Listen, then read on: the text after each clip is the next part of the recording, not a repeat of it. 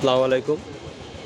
আপনারা দেখতে পাচ্ছেন আমি শরীয়তপুর কলেজ প্রধান ফটকে গেটের সামনে বরাবর ছাত্রছাত্রী কিন্তু তাদের শিক্ষাঙ্গনে সবাই কিন্তু ফিরছে। তাদের শিক্ষাই জাতির মেরুদণ্ড। শিক্ষা ছাড়া জাতির কোনো সামনের দিকে এগিয়ে যাওয়ার কোনো রাস্তা নাই।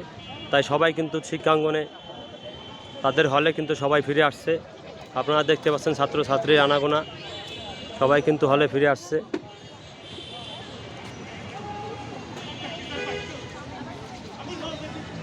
আসসালামু আলাইকুম।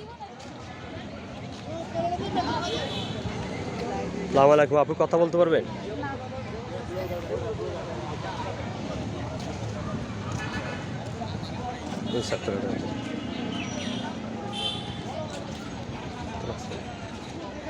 এ হলো শরীয়তপুর সরকারি কলেজ।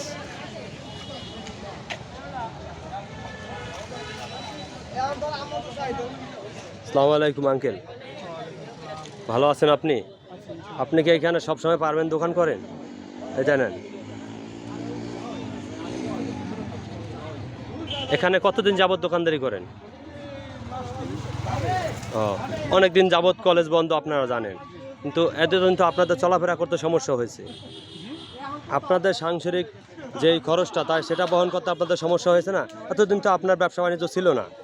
এখন কলেজে হলে ছাত্রছাত্রী ফিরে এসেছে। এখন এখন আপনাদের আবার সেই বেচা কিনিটা সচ্ছল হয়েছে। তো এখন বেচা কিনে কীরকম আপনার? আস্তে আস্তে আস্তে ছাত্রছাত্রীরা হলে প্রবেশ করতেছে।